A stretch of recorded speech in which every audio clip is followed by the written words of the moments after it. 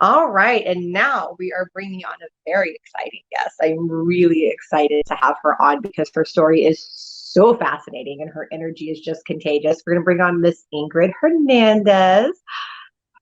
Hi. Hi. Can you hear me okay? I can. And you look fabulous, doll. I love that shirt. You and Miss Christina are showing up today. I love it. Thank you. I we're kind of going through and we're starting with everybody's story. And I feel like yours is so interesting. And I could almost do a whole show just on your story, but let's at least learn a little bit about you and your background and how you came to be where you are today. Well, a little fast forward. So I come from kind of a family of abusive home. So I grew up kind of in foster care, and all I ever thought of was I was really, I thought of not repeating what was done to me. And I always enjoyed a fresh start. So throughout my kind of childhood, adolescence, high school, I moved a lot. And I decided to join the service. I really didn't have anywhere to go. And Right. what better way to do a fresh start? Nobody knew me. Nobody knew where I came from. Nothing. I had no I don't think idea. anybody cares in the military, right? No, they don't care. And you definitely don't know what you get yourself into. You sign on not even dotted line. It's just a line that says, okay, I'm going to volunteer to do what you tell me to do. And the rest is history. I learned a lot in the service. I was in for 13 years. Ooh. And I learned a ton. And then I came home. It was really hard adjusting. It's one of the things they do not tell you that you're going to go through, but it was really difficult adjusting. And shortly after that, I went to school. So I went to college and became a radiation therapist. And I loved taking care of patients. Yes, it was so fun. I found that I really loved people. It took me a little bit to realize that because I didn't for a while. Understandably. I just didn't want to get hurt anymore. So I figured if I don't surround myself with people, then I don't get hurt. So I kind of avoided the situation. And I think a lot of us avoid situations, but I learned that it was good. It was great. And then I decided to become a mom. And you have some cute kiddos too. I do. Not because they're mine, but they are cute. Yeah. Yeah, they are. I don't even I'm not one of those people that thinks all kids are cute. You're super cute. Thank you. And then within, having my children, I started my business for the second time. So you got the skills. I want to stop real quick and talk about this mom thing, because we're all ladies here today, right? At least probably for the most part. We probably have one or two guys watching, in which case, hi guys, thanks for the support.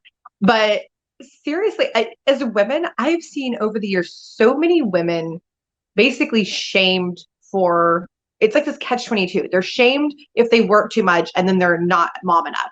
And then on the other hand, if you are too much of a mom, well, then you're not a good employee. And it's this just round and round and round conversation. And it's crazy, down to the fact that women that have employment gaps for having chosen to be home with their children have a hard time finding a new job, which is just lunacy to me. I have a whole tirade about that, which I won't get into. But tell me how you do it. How do you go about balancing the two? Well, a balance is a key word. So a lot of women look for balance. And I think of balance as one of those scales, right? So if you balance, you 50-50. You're not giving either one 100%. And for me, I decided to do harmony. So with harmony is I have a scheduled time that I work. And when I work, I work. I don't deviate. I don't, do the laundry. I don't, have some hot cocoa because it's really cold. So I kind of focus on just working. Right. But then I'm with my children, I am solely with them. So phone calls come in, emails come in, and they don't get answered. And Good for I you. allow, and it's not always easy. You know, Right. it's a process, but you also give yourself, for moms, you give yourself the opportunity to be a mom Mhm. and not feel guilty.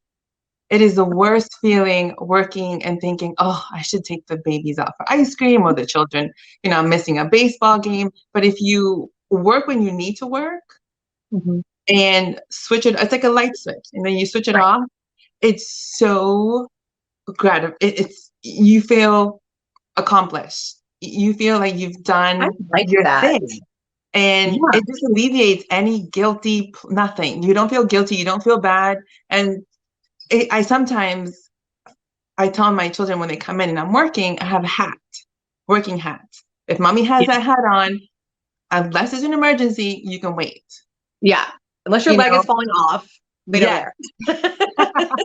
My Yes. mother actually, I think, nailed this concept, just nailed it when I was growing up, because she is an incredible professional and has really grown and developed her career, and just really been very accomplished. But then as a mother, I never felt anything lacking. I never felt as a child, I That's never missed awesome. her. She was always having deep conversation with me. When she came home, she would bring me in as she was, undressing and getting comfortable.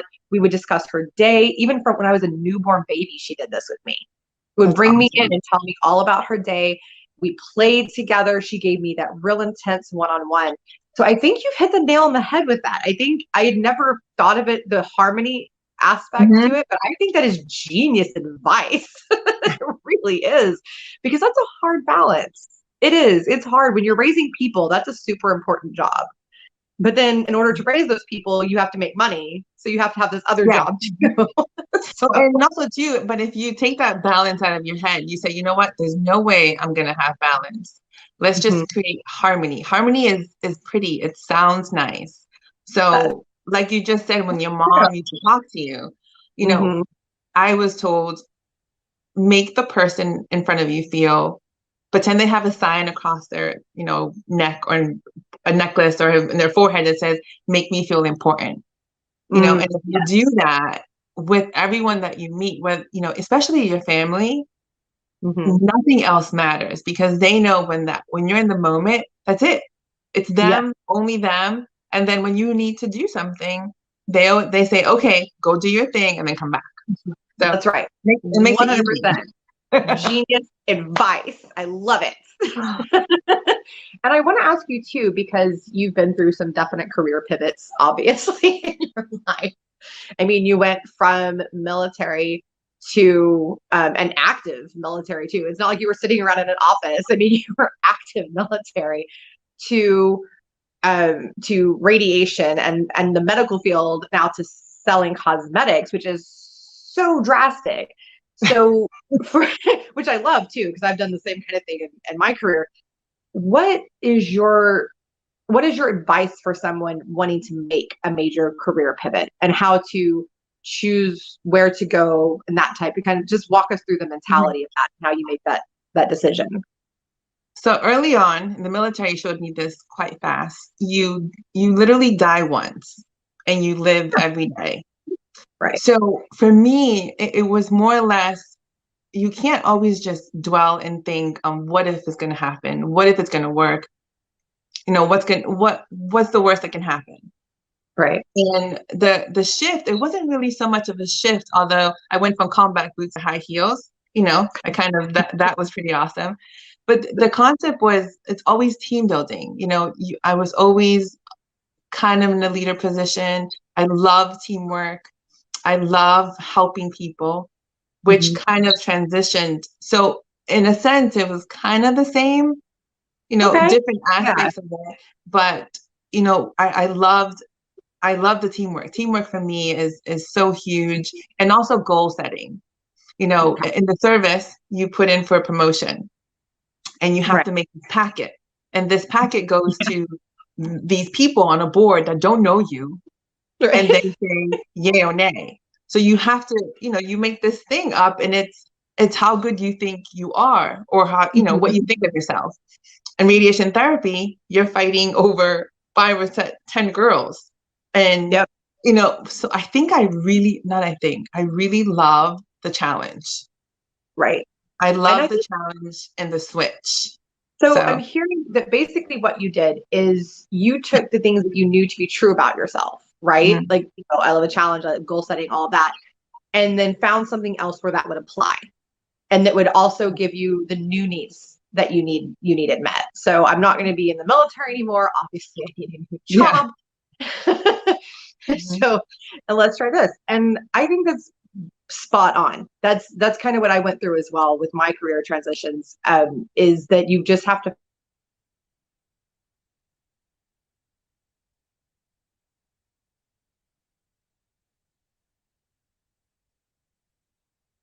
what can we do with this? And I think it's a really, really important factor to stop and have that self awareness. You know what I Mhm. mean? Yeah, I really do. So I want to ask you too, because it's really funny to me whenever somebody talks about their career pivots and then they're like, oh, poof, I was just successful. Voila. What were your struggles? Yeah. Yeah. What were your struggles? And let's do from radiation to selling cosmetics, because that's kind of a more relatable, I think, for a lot of our audience. What were some of the struggles that you went through doing this to find success? The ability for someone to trust you, getting no's, getting rejections. I Mhm. used to, now it's a different story, but I used to give myself prizes for how many no's I would get. Okay. All right. I would come home and I would come home and tell my husband, okay, there's so many no's. I'm getting so many no's. I don't even know what to do. That Yeah. at one point I got a yes, that I got one particular day, I got a yes. And I didn't even know what to tell her because I had so many no's. I was, I was stuck. I said, okay, give me a second so I can answer you, because it was just the rejection or the credibility. I Right. knew what I was doing. I knew what I wanted, Mhm. but people almost want to see what you do first. And I didn't know anyone Right. here. So it Right. was a whole new territory, whole new business, whole Mm. new everything. Yeah. So I mean, it was tough getting to know people, but But now I networking, don't right? think, huh? Like networking, network. And I preach it's that all the making time. connections too. When Mhm. you meet someone, it's making that connection on. It's not so much what you can do for me is.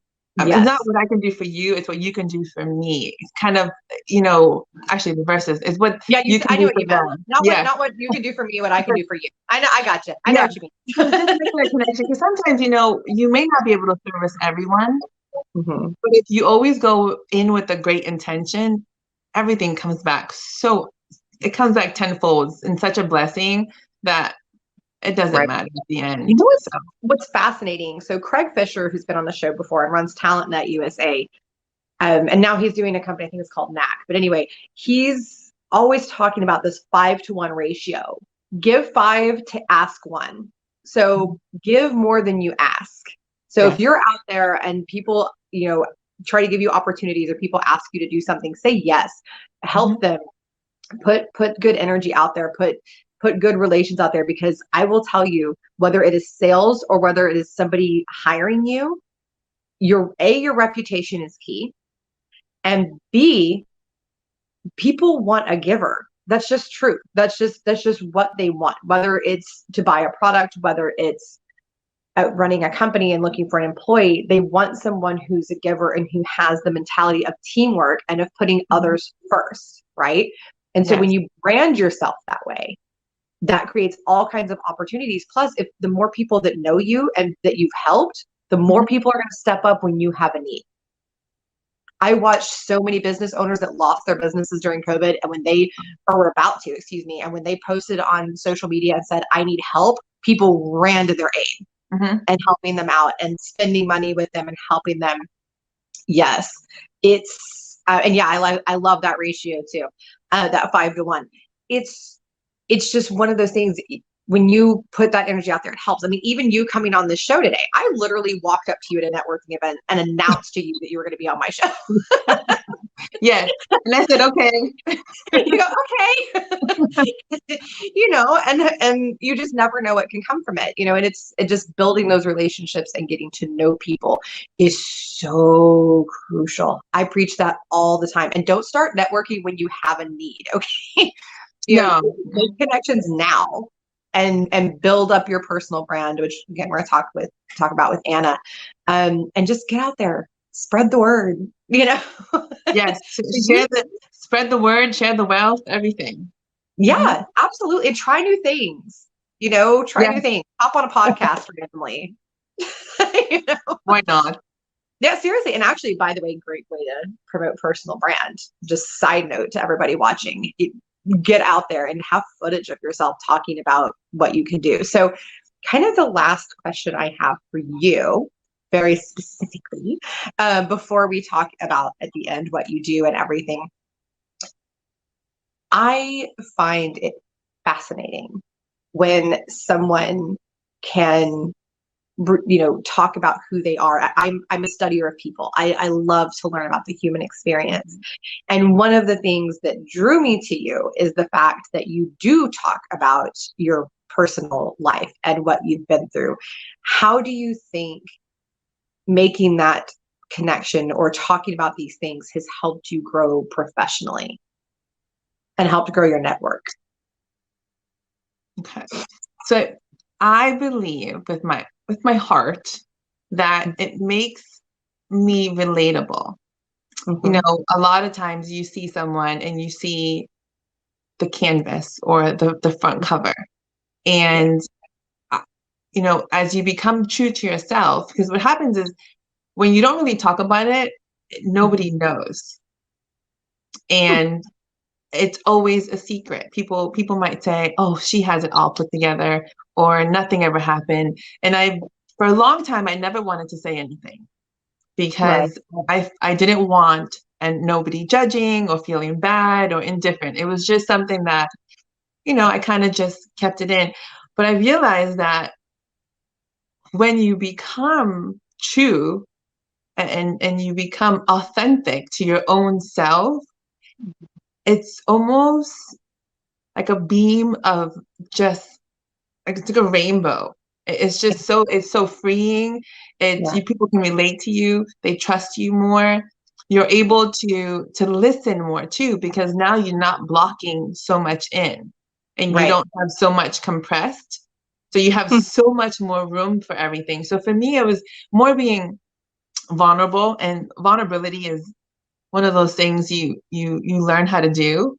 And it's not easy. Humble. No, not easy, but it's so worth it. It's so worth it because, we're human and if we choose to learn from our mistakes, everything becomes easier and smoother. Right. But sharing stories, I mean, I've had people inbox me after and say thank you.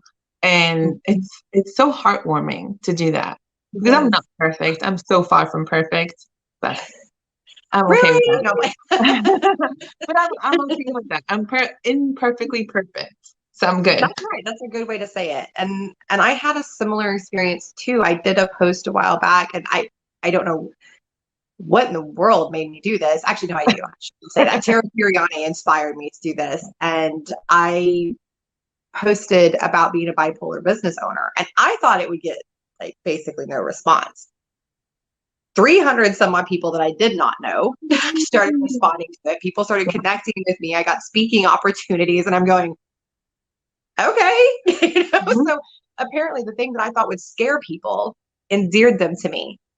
And I think that that's an important lesson for people to take, is that just because don't let your fear stop you. Just because you think it might scare people or it might intimidate them, you'll be really surprised. And it might scare some weenies, I don't know. Yeah. But you're going to have a lot more people attracted to you and to your experience than the ones that will run the other direction. So be authentically you, I think, is an important takeaway. And I want to thank you so much for coming. And Ingrid, if you have makeup needs, Miss Ingrid here is one heck of a representative of Mary Kay, and will be glad to assist you with any of your needs. connect with her on LinkedIn, on Facebook. She's there. Where else can they connect with you? I'm on Instagram, but I wanted to say one thing to that I say a lot.